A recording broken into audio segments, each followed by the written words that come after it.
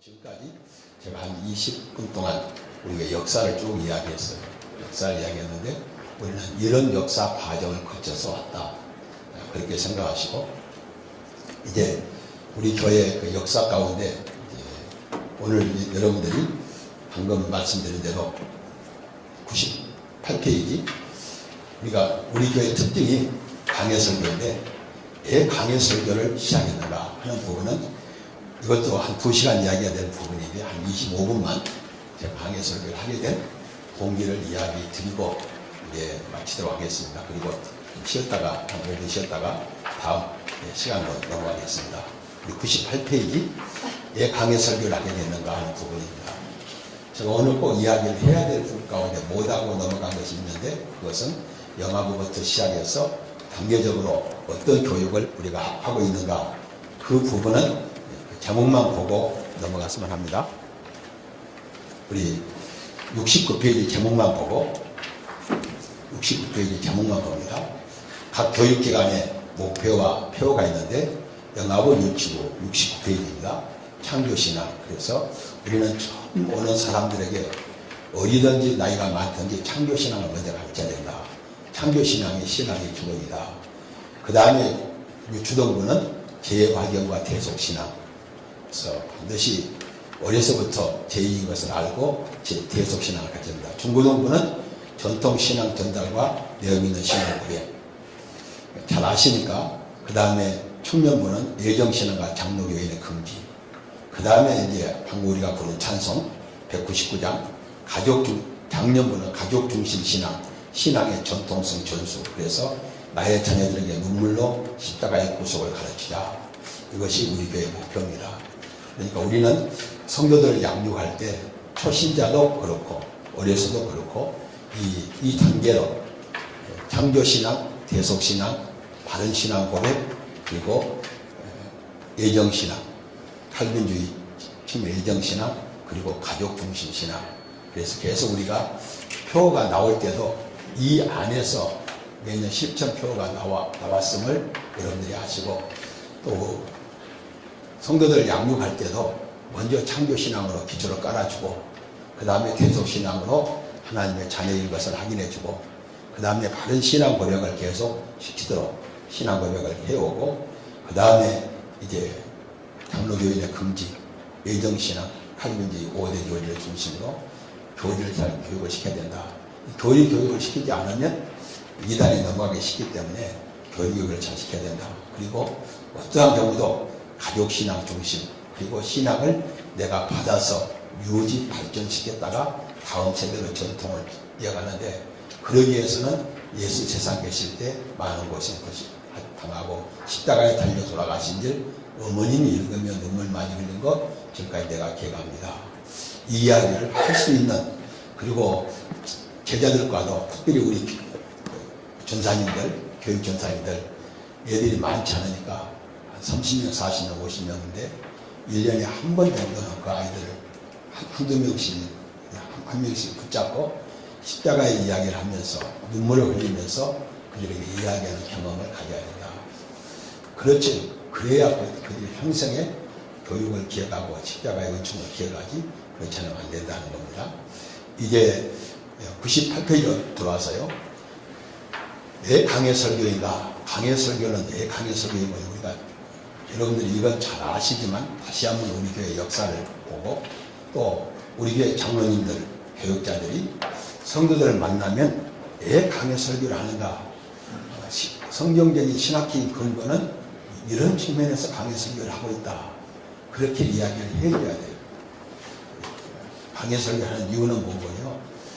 제가 강해설교 해야 되겠다고 생각한 이유는 제가 총무처에 있다가 문화공급으로 소속을 옮겨서 그다음 파견 근무를 청와대에서 했습니다. 제가 청와대에서 근무했다고 이야기하면 공적으로 나오면 내 기록에 청와대가 없어요. 파견 근무만 나오기 때문에 제가 문화공급을 하는 겁니다. 언제나 말을 해요. 소속은 문화공급이고 파견 근무를 했어요. 그때 청와대 대변인, 정부 대변인은 지금 문화공급부 장관이고 우리가 있을 때 그리고 자유당 때는 공보처 장관이라고 그랬죠. 정부 대변인이고, 그 다음에 대통령 대변인, 청와대 대변인은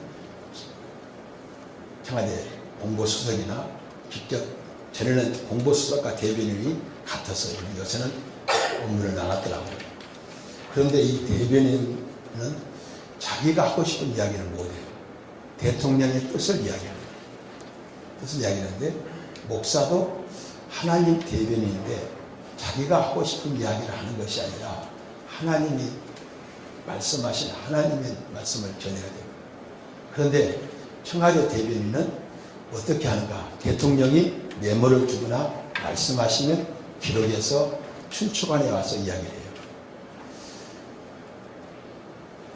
그런데 만약 대통령 의중이 아닌 것으로 이야기하게 되면 그 날짜로 해임이 돼요. 목사는 뭔가? 목사나 여러분이 설교하는 설교는 뭔가?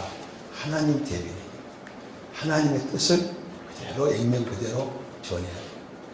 그런데 하나님의 뜻에 어긋나는 것을 전하면 해임이 되는데, 해임이 되는 걸 모르고 계속 평생 하다가 마지막 심판대 가서 너는 나 모른다고 하면 그때는 재심 청구도 할 수 없고 사면 복권도 없는 것이에요. 그러니까 영원한 형벌을 받을 수밖에 없기 때문에 가장 중요한 것은 하나님 말씀을 전해야 된다. 청와대 대변인이 국내 대통령을 수행하죠. 우리도 하나님을 수행하면서 하나님의 뜻을 이야기하다가 정례적으로 브리핑하는 것은 청와대 춘추관이에요. 하나님의 종들도 다니는 곳마다 하나님을 대신해서 이야기하지만 정례적으로 전할 것은 교회 강당이에요. 여기서는 철저하게 하나님의 뜻을 전해야 돼요. 한국 교회가 지금 문제되는 것은 이 하나님의 뜻이 선포되지 않고 사람의 뜻이 선포되기 때문이에요. 그러면 어떻게 하는가? 청와대 대변인이 메모를 하는데 하나님께서는 전지전능하심으로 이 말씀을 기록해 놓으시고 이것을 증거하면 이 말씀이 살아 움직이는 말씀이 되어서 그때 즉시 주시는 하나님 말씀으로 되도록 말씀을 만들어 놓으셨어요. 그래서 사람들이 자기 소견대로 하지 않고 이 말씀대로만 전하면 그 현장에서 하나님의 말씀으로 역사해요. 그래서 데살로니가 교회 우리 김민아 목사가 설교할 때마다 기도할 때 뭐라고 했죠? 하나님 사람 말로 듣지 않고 하나님 말씀 듣게 해달라. 젊어서 목사가 설교하니까 혹시 사람 말로 들을까 염려가 되니까 김민아 세기를 받잖아요. 사람의 말로 듣지 않고 하나님 말로 듣게 해달라. 그 대신 김민아 목사는 어떻게 해요? 자기 이야기를 하지 않고 성경을 풀어서 이야기하면 하나님 말씀이지만 거기에 자기 소견이 들어가면 하나님 말씀이 아니라 사람 말이에요. 우리 교회 강단이 앞으로 이제 다음 2기 체제에서 어떻게 강단을 엮어갈지는 하나님께서 그때까지 역사하시지만 내가 이 강단의 책임자가 있을 때는 이 강단에서는 하나님 말씀이 바르게 선포돼야 돼요. 그리고 사람들은 들을 때 하나님 말씀으로 들어도 될 말씀만 들어야 돼요. 전하는 사람도 하나님 말씀만, 그러니까 말씀이라고 할 것만 전해야 돼요. 이것이 사람의 긴가민가 할 정도로 말씀을 전해서도 안 되고 전하면서도 안 되는 줄 알면서 내가 이러지 그렇게 전해도 안 돼요. 예하나 그런 건 들 수 있어요. 그러나 주객이 전도되면 안 된다 하는 면에서 우리가 그렇게 해야 된다. 넘어가서 100페이지입니다. 그러면 이런 하나님의 말씀을 대언할 대언자가 나오게 된 배경이 있어요. 배경이 있는데요. 이제 우리가 100페이지 보면 이 배경이 어디서 나왔는가? 이스라엘 사람들이 시내산에 와서 하나님이 부족을 국가 형태로 만들어 놓습니다. 그리고 우리 제헌절이 있듯이 헌법을 선포하는 것이 십계명이에요. 국가 형태를 만드시고 국가의 법 제도를 주시는데 그 법이 십계명입니다. 주실 때 그 판파레가 울려 퍼지는 내용이 101페이지에 기록되어 있어요. 하나님이 산에 불이 타며 23절 보면 캄캄한 가운데 나오는 그 소리를 너희가 듣고 너희 지파와 수령과 장로들이 내게 나와 말하되 우리 하나님 여호와께서 그 영광과 위엄을 우리에게 보이시매 불 가운데 나오는 음성을 우리가 들었고 하나님이 사람과 말씀하시되 그 사람이 생존함을 우리가 보았나이다. 모세가 중보자 입장에서 대표로 하나님 앞에 갔고 하나님께서 모세에게 말씀을 주실 때 엄청난 변화가 있었어요. 그들에게.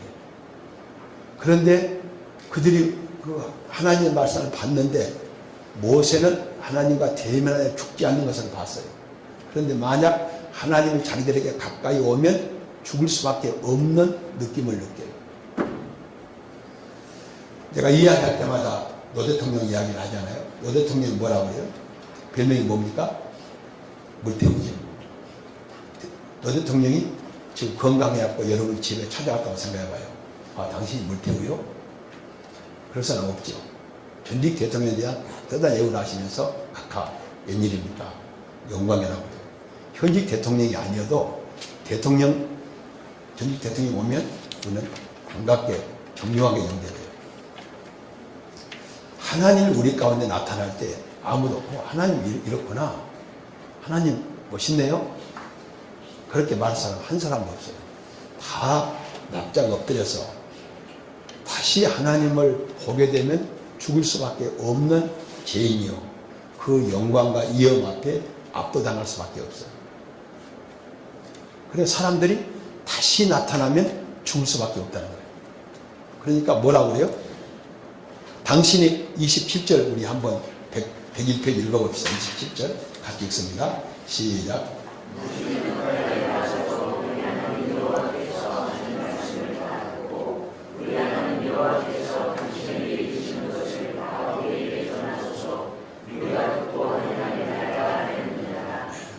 그러니까 예수를 믿으면 하나님이 다이렉트로 누구에게 음성을 주는 것이 아니에요. 그랬다면 큰일 나요. 그리고 잘못될 가능성이 많아요. 하나님께서 대표자를 세우시고 대표자에게 당신의 말씀을 주시고 대표자가 말씀을 할 때 그 말씀을 바르게 받아들이면 돼요. 이렇게 신명기 5장에서 하나님이 말씀하셨는데 102페이지, 103페이지를 봅시다. 어떻게 되는군요. 이게 하나님께서 그 의견을 존중하세요. 존중하시고 그들이 말이 맞다. 그들이 말이 맞다. 17절 봅시다. 여호와께 이르시되 그들이 말이 맞다. 옳도다. 직접 하나님의 음성을 듣지 않고 대언자를 통해서 줘야 된다는 거예요. 그것이 맞다는 거예요.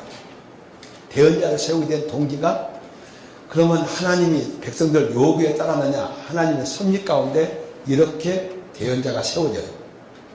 세워집니다. 그들의 말이 옳다. 내가 너희 형제 중에서, 그러니까 뭐 대언자로서 천사가 보내는 것도 아니고 형제 중에서 너와 같은 선지자 하나를 그들을 위하여 일으키고 내 말 그 입에 두리니 내가 그들에게 명령하는 것을 그가 무리에게 다 말하리라. 누구든지 내 이름으로 전한 이 말을 듣지 아니하면 벌을 받을 것이요. 전하는 사람도 잘못 전하면 죽는다고요. 이것이 중요한 부분입니다. 전하는 사람이 잘못 전하면 죽어요. 그래서 오늘 목사들이 죽은 사람 많아요. 그 영혼이 죽어버린 사람이 많아요. 그런데 정말 누가 복 있는 사람인가? 전하는 사람도 바르게 전해서 전하는 사람을 감당해야 되고 받는 사람도 어때야 돼요? 바르게 전하는 사람에게 받아야 돼요.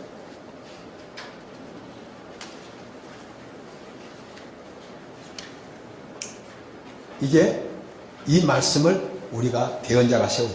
그런데 이 말씀을 주는 배경이 103페이지 신명기 보면 형제 중에 모세 같은 사람을 세워요. 모세 이후에 선지자를 계속 세웁니다. 누구까지 세워요? 세례 요한까지. 그 다음에 마지막 선지자는 예수님이세요. 선지자는 예수님이에요. 그리고 선지자의 말을 드려야 되고 선지자가 이르지 않는 말을 하면 여호와께 벌을 받아요. 그런데 사람들은 그것이 선지자가 바른 말씀을 전하는지 안 전하는지 식별할 책임은 백성에 있어요. 목사가 설교를 잘하는지 못하는지 그 식별해 드려야 될 책임이 성도들에게 있어요. 그러니까 이것을 훈련시켜야 돼요. 우리가 지금 성경 전문 교사반에서 이 훈련을 시키는 거예요. 세 가지 증거가 있어요. 103페이지 봅시다. 여호와 이름으로 전해야 돼요. 두 번째는 말씀의 성취력이 있어야 돼요. 여러분요, 지금까지 하나님이 얼마나 감사한 것은요, 저나 제가 누군지 우리 집 식구나 우리 김재선 목사나 우리 박진성 전사는요 나를 너무 잘 알아요. 여러분은 저를 잘 몰라요. 깊숙이는 몰라. 내가 얼마나 허물이 많고 얼마나 무식한지 잘 모르는데 우리 식구는 잘 알아요. 그래도 하나님께서요 나를 종으로 세우시고, 모세에게 하나님의 종으로 세우시고, 바로가 보면 딱 잡아 죽이지 못하도록 신의 위엄을 줬어요. 저한테 하나님께서 목사로 세우시고, 제가 심각히 생각하고 한 이야기나 지나가는 이야기를 한 것을 하나님이 다 성취시켜 줬어요. 그 중에 대표적인 것이 뭐예요? 예배당 시작할 때 중공은 하나님이 책임졌으니까 헌금하고 싶은 사람하고 거기 있는 사람 하지 말라고 그랬어요. 지금까지 헌금 안 한 사람이 있어요. 하지 말라겠다고. 하지 말라겠다고. 지금까지 안 한 사람이 있어. 여러분 모를 거야. 나만 알아. 지금까지. 그리고 헌금한 사람도 혼냈어. 목사님 하지 말라고 했는데 왜 그렇게 어렵게 헌금했냐고. 헌금한 사람은 혼낸 사람이에요. 그건 목사가 책임진다고 했는데 중공됐잖아요. 내가 그때 믿음이 헌당까지 책임진다고 했으면 얼마나 좋았어요. 중공 하루도 안 쉬고 했다니까요. 3층 공사하다 사람이 하나 따로 죽었는데도 그 죽은 사람만 병원을 갔고 다른 사람은 일했어요. 모르고. 죽은 일은 모르고. 중공은 하나님 책임지겠어요. 그러니까 사실은요, 지금 제가요, 이제 급해. 내가 당론대로 당에서 그랬어. 빨리 그만두고 싶다고. 쉬고 싶다고. 지금까지 하나님 잘해줬는데, 혹시 일이 성취력이 없으면 어떻게 돼요? 권위가 떨어지면 곤란하니까, 하나님 지금까지 봐줬으니까, 내가 마지막 때, 퇴직금 갖고 혹시 시험 들어갖고 권위가 떨어져 버리면, 나중에 곤란해지니까, 빨리 그만두면 좋겠다고. 우리 집은 퇴직금 받지 말라고 그래. 받지 말라고. 그냥 빨리 그만두자고 그래. 이 좋을 때. 그 주변에서 안 받으면 안 된다고 또 그 압력을 넣어. 그러니까 지금까지 성취력이 있어, 성취력. 참 하나님께 감사해요. 내가 무슨 말 하면요, 지나가는 말도 하나님이 교회 관계사는 다 해줬어요. 우리 친구는 잠이 안 온다 하더라고, 후임자한테 그래. 걱정하지 마. 지금까지 잘해준다. 잘 안 해주겠어? 하나님이 잘해줄 거라 믿었거든요. 이 역사는요, 뒤에 종들은 말씀에 성취력이 있어요. 그러니까 설교 때요, 조심해야 돼요. 이 성취력에 대해서 하나 또 이야기하면 뭐예요? 새벽기도 기도를 시켜놓으면 새벽기도 많이 나오게 해달라고 해요. 그리고 그 다음 저는 안 나오고. 목사의 설교의 성취력이 있어야 되고, 장로들과 성도들의 기도의 성취력이 있어야 돼요. 실컷 기도해놓고, 3일은 나올 것이다. 안 나와요. 그 기도를 하지나 말지. 새벽기도 많이 나오게 해달라고. 자리 빈 자리 없게 해달라고 기도하고, 지가 자리 비워버려. 그 다음날도 안 나와요. 그래서 웃기는 친구들이 얼마나 많은데. 그러니까 이 성취력이에요, 성취력. 지혜 종교는 성질이 있어야 되니까, 정말 하나님이요, 우리 따라다니면서 힘들어하세요. 야, 임마, 그만 좀 헛소리해. 내가 네 말 따라서 하라고 좀 죽겠다. 그럴 때가 많다니까요. 그걸 제일 마음 돌린 사람이 우리 죽고요. 말만 툭툭 던져놓는다고 해요. 던져놓으면 또 되잖아요. 말씀에 성질이 있어요. 재밌어요. 여러분들 가만히 보면요, 하나님께서요, 우리가 얘들 밥 안 먹으면 데려다니 밥 먹이고 그러잖아요. 일을 하라고. 그러듯이 하나님께 우리 따라다니면서 그냥 뒷바라지고 치닥거리 하시느라고 고생 많이 하세요. 그래서 이제 좀 쉬고 싶어. 형군이 이 일이 혹시 마지막에 내가 한 말이 안 될까 무섭니까? 지금까지는 다 됐어요. 감사해요. 단 하나 계속 기도하는 부분이, 혜인을 얻고 내가 얼마나 기도했는데, 이 혜인이 볼 때마다 그래도 채집사는 좀 많이 좋아진다니까 나도 마음이 좀 어릴 때도 있어요. 하나님의 종들은 말씀에 성취가 있어요. 그 다음에 이미 주신 말씀과 일치해야 돼요. 구약의 선지자는 모세 오경다. 신약의 목사들은, 신약의 모든 주의 종들은 또 성도들이 말씀을 전가할 때 66권과 일치해야 돼요. 그 다음에 104페이지로 넘어갔어요. 시간이 다 돼가니까 104페이지 넘어가서 이 배경을 주게 된 배경이에요. 배경인데요. 이제 우리가 신명기 18장 9절로 14절은 예수 믿기 전 상태. 그리고 지금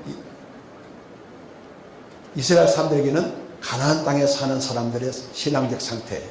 그리고 18절부터 22절까지는 하나님의 가나안 땅 들어가서 하나님의 백성으로 살 모습을 보여주는데 세상 사람들의 종교 행위는 어떻게 되는군요. 우리 104페이지 봅시다.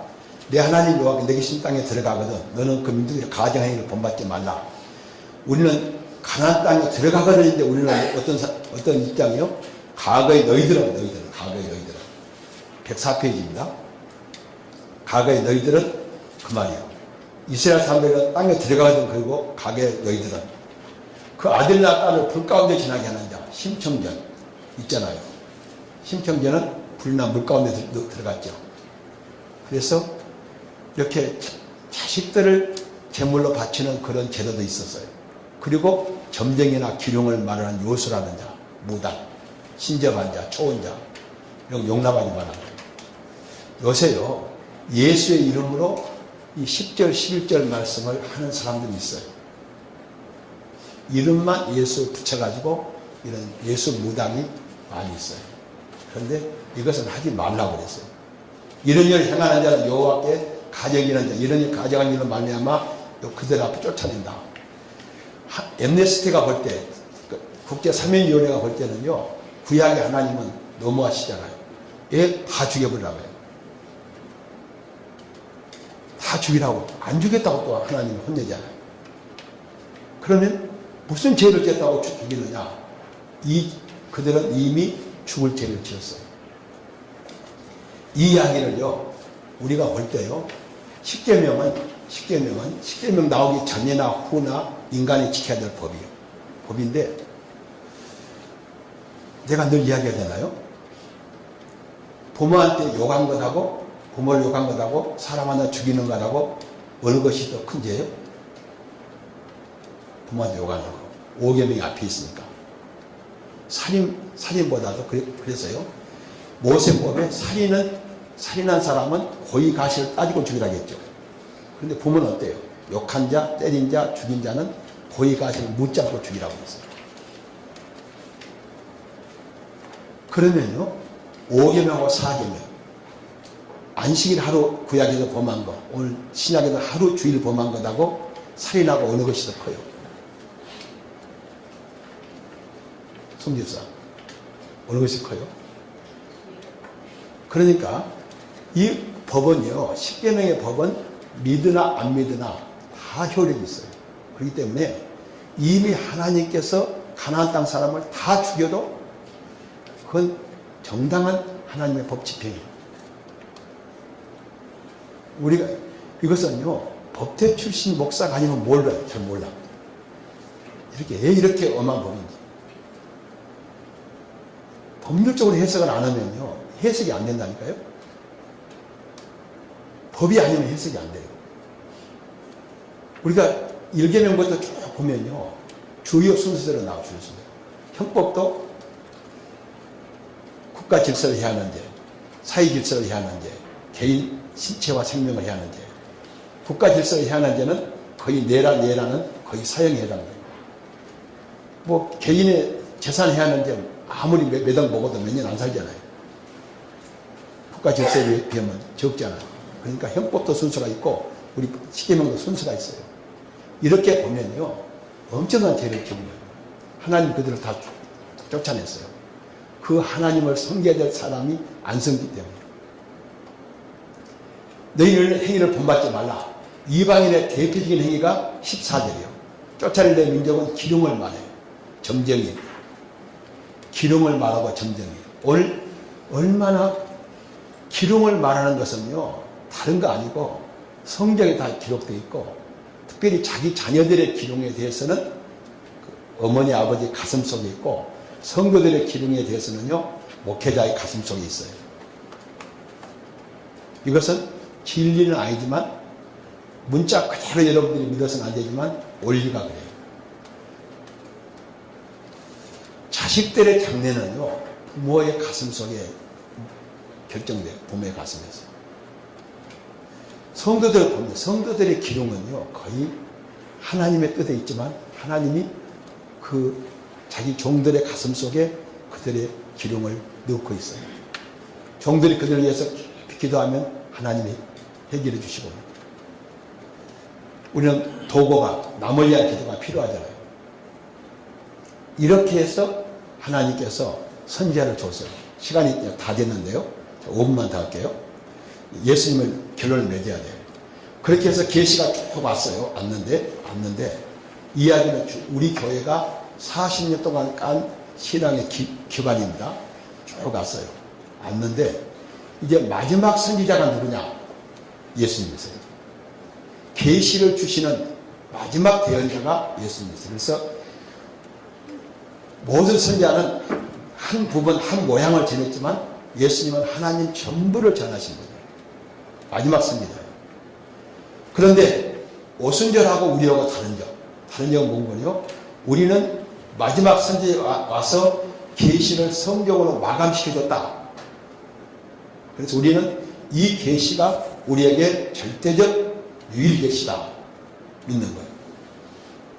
근데 오순절에서는 예수님의 계시가 완성된 건 사실이지만 오늘 또 하나님이 나에게 계시를 주신다. 그래서 조인기 목사님 어떻게 해요? 오늘 이 중에 하나님께서 암을 치료했다고 나한테 말씀하셨습니다. 그럼 교인들이 뭐라고 그래요? 아멘 그러죠. 일어서라고 일어서면 쓰잖아요. 그런데 우리 교회에서는 그런 거 없죠. 계시가 지금 나한테 오는 것이 아니에요. 나한테 온다 할지라도 그것은 내 개인에 관한 계시고 내가 강단에서 교회에서 가르칠 계시에서 기본적 계시는 성경이에요. 내가 받은 계시를 말하다 보면 어때요? 박인선 박사님이 예를 들었죠. 어떤 분이 천국을 갔다 왔어요. 갔다 와서 박인선 박사한테 왔어요. 내가 천국을 갔다 왔는데 계시록에 보인 천국과 다르대 보니까 무릎을 치면서 자네만이 맞다고 그랬대요. 왜냐? 우리가 여름 성장교 때 예 성경이 하나님의 말씀이에요? 한번 해볼까요? 예 성경이 하나님의 말씀이니까 시작.